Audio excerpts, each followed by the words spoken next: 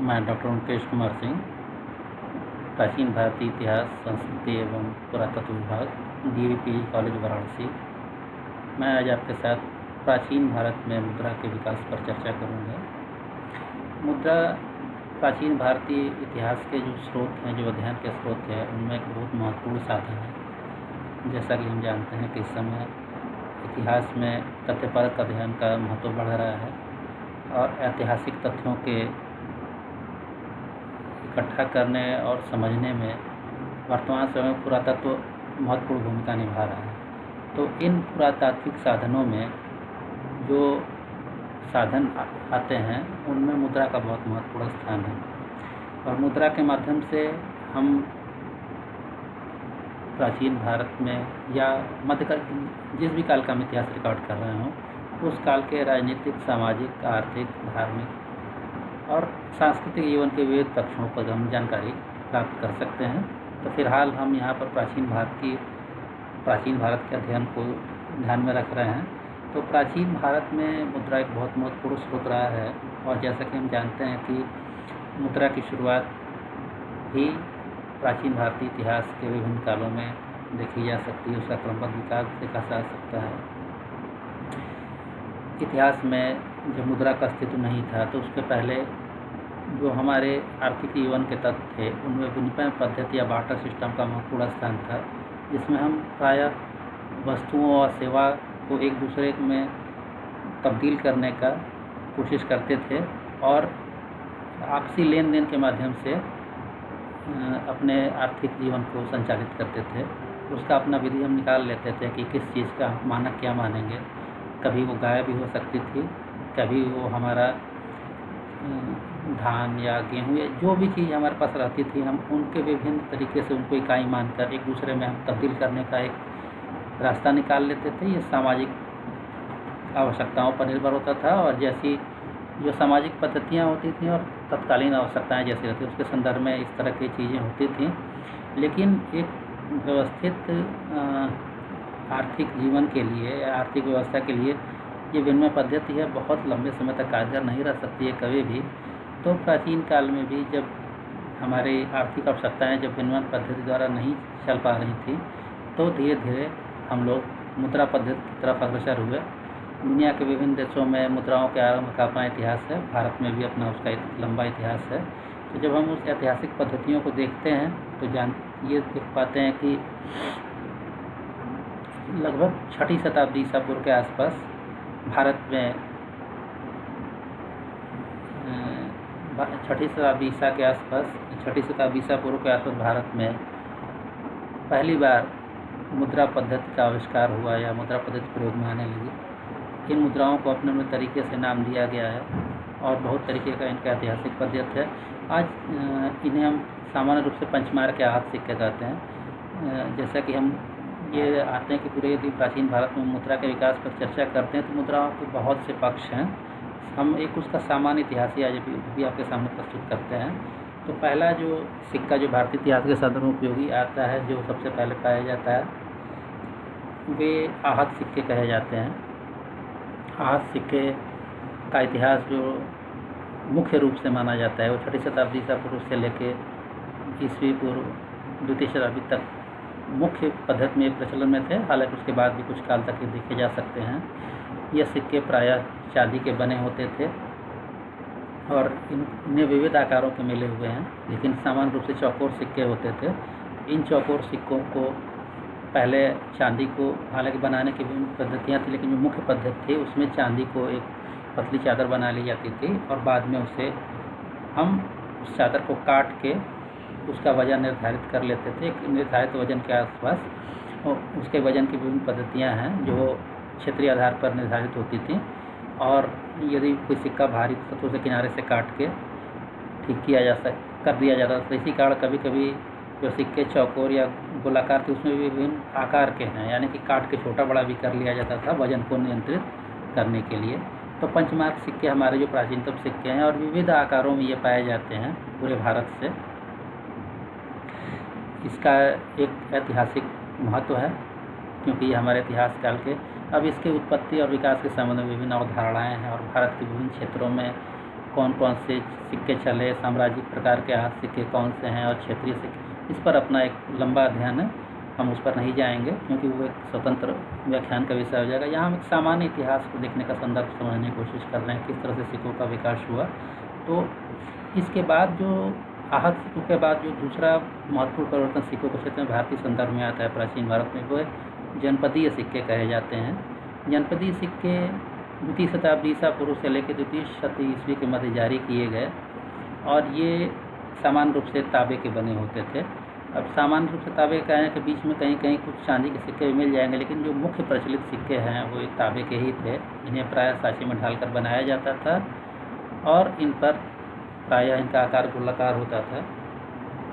जनपदीय सिक्कों में कौशाम्बी जनपद के, त्रिगर्त जनपद के, विभिन्न काशी जनपद के, विभिन्न जनपदों के सिक्के हैं और सबकी अपनी अलग अलग विशेषताएँ हैं। योधियों के सिक्के हैं, सबकी अपनी अलग अलग विशेषताएँ हैं, लेकिन एक जो सामान्य विशेषता है उसके आधार पर इन पर जो कुछ प्रतीक चिन्ह बने होते थे, उनमें वेदिका वृक्ष है, स्वस्तिक है। बाद में योधियों के सिक्कों पर कार्तिकेय का अंकन देख सकते हैं हम, और औदुंबर सिक्के हैं, उन पर एक मंदिर की आकृति, विभिन्न प्रकार की आकृतियों का अंकन होता है स्थानीय स्तर पर, और इन पर बहुत छोटे छोटे लेख अंकित होते थे। तो ये महत्वपूर्ण बात यही हो जाती है कि यहाँ पर लेख का अंकन शुरू हो जाता है, जो कि हम पंचमार्क सिक्कों में या आहत सिक्कों में नहीं पाते हैं। तो ये एक महत्वपूर्ण परिवर्तन होता है कि लेख अंकित होते हैं, जिनमें जनपद, गढ़ और कभी कभी राजा के नाम भी अंकित होते हैं। राजा के नाम पूरे भी हो सकते हैं, अधूरे भी हो सकते हैं, आधे नाम के भी सिक्के मिले हैं, जिससे कभी कभी राजाओं को पहचानने में वो होती है, थोड़ी सी दिक्कत होती है, लेकिन सामान्य रूप से पाए जाते हैं।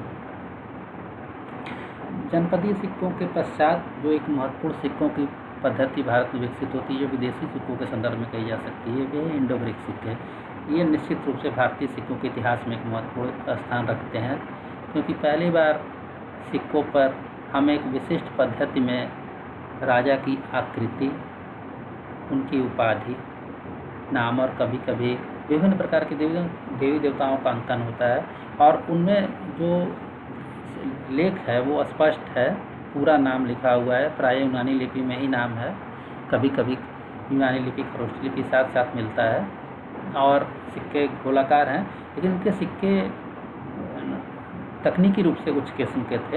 इन सिक्कों को देखा जा सकता है, और इंडो ग्रीक शासकों के बहुत सारे सिक्के भारत से मिले हैं, जो भारत से भी, कुछ सिक्के भारत से भी जारी किए गए, कुछ भारत के बाहरी क्षेत्रों से भी जारी किए गए।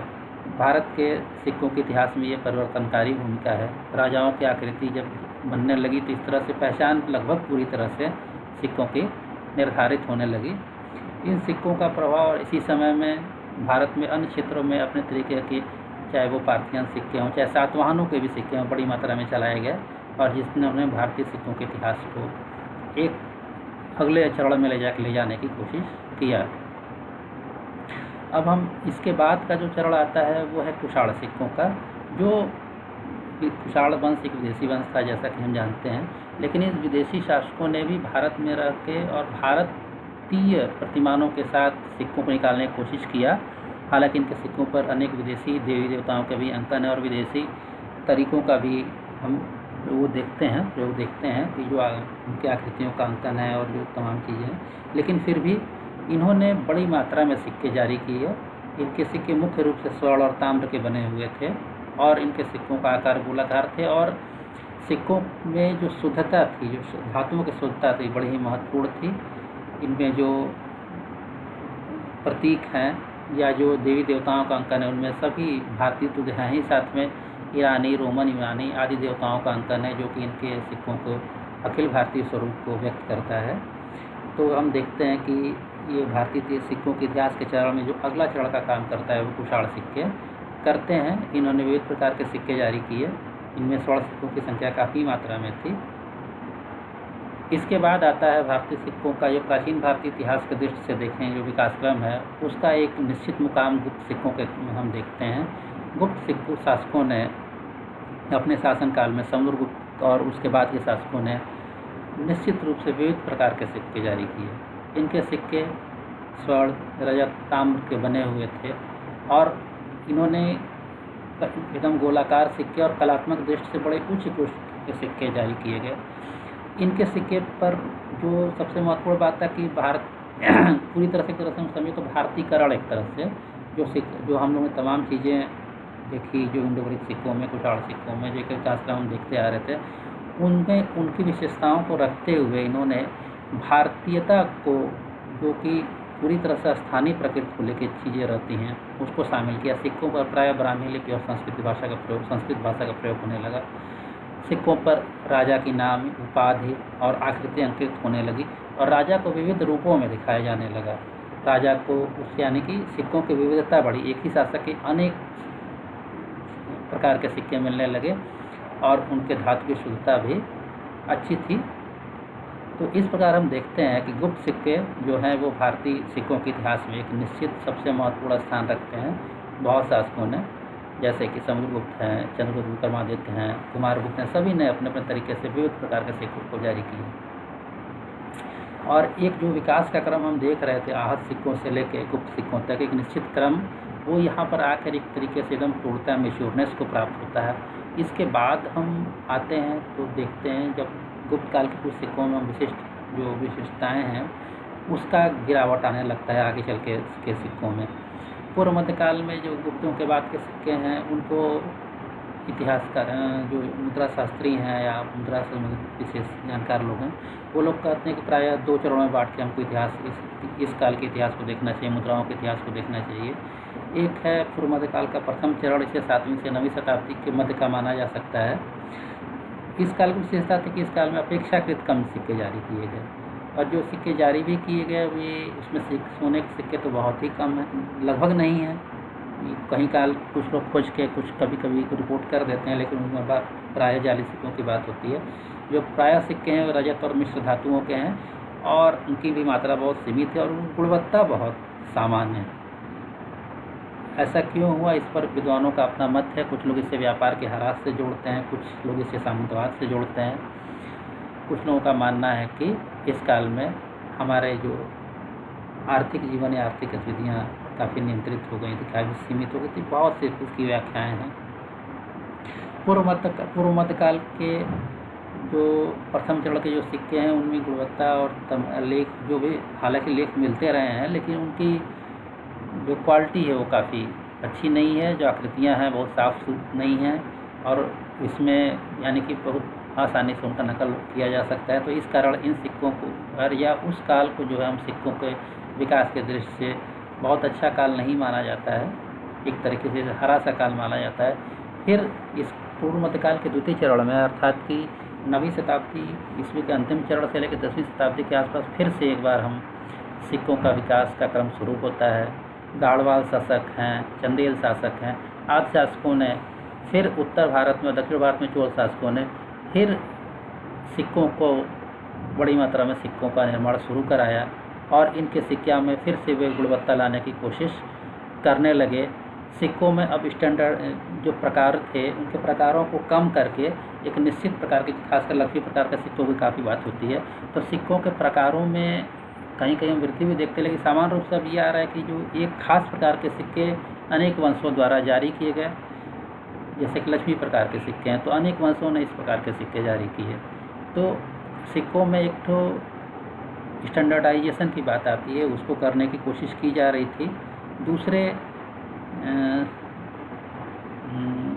क्या है कि सिक्के सभी प्रकार के, ये भी किया है कि धातुओं की इसमें भी वृद्धि हुई कि जो पहले सोने के सिक्कों का निर्माण करीब पूर्व मध्य काल के पहले चरण में सिक्कों के निर्माण में जो उसका प्रयोग लगभग नहीं किया जा रहा था, अब बढ़ाया जाने लगा और स्वर्ण, रजत, ताम्र सभी धातुओं के सिक्के जारी किए और गुणवत्ता में सुधार भी हुआ। इस प्रकार से हम देखते हैं कि पूर्व मध्य काल के अंतिम चरण तक आते आते हमारे यहाँ फिर से काफ़ी मात्रा में सिक्कों का निर्माण हुआ और आर्थिक जीवन एक सुचारू रूप से चलने लगा। इसके बाद से फिर हम मध्यकालीन सिक्कों को देख सकते हैं, तो उनकी बात अब हम इसमें नहीं करेंगे।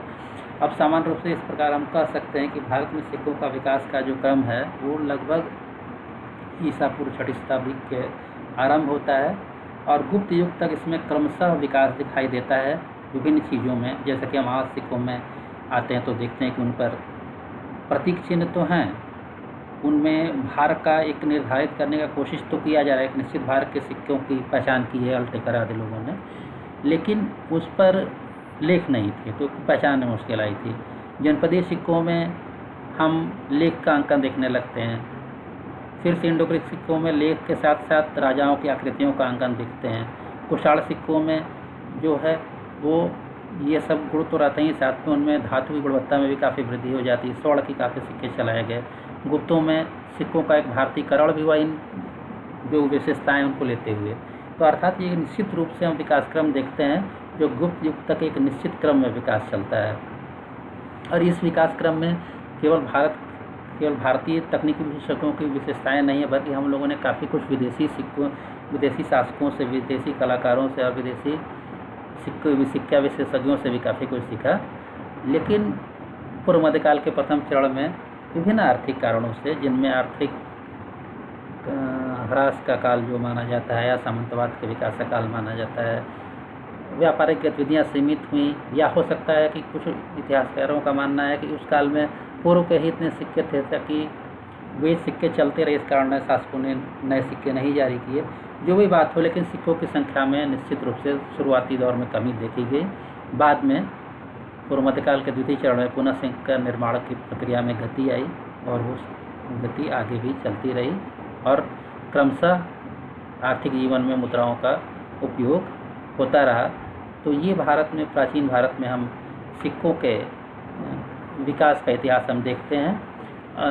इसका सबका एक अलग अलग भी बहुत सी विशेषताएं हैं। इस पर हम एक सामान्य विकास क्रम देखें, इनमें विभिन्न राजवंशों के जब सिक्कों का हम अध्ययन करेंगे प्राचीन भारत के, तब हम पाएंगे कि उनकी अलग अलग क्या विशेषता है और उनसे अलग से हम क्या ऐतिहासिक सामग्रियों का निर्माण कर सकते हैं, उनसे किस प्रकार के इतिहास में सहयोग मिल सकता है, इसका हम अध्ययन कर सकते हैं। तो इस प्रकार से हम देखते हैं कि प्राचीन भारतीय इतिहास में सिक्कों का बहुत महत्वपूर्ण है और सिक्के एक निश्चित क्रम में विकसित होते रहे हैं। धन्यवाद।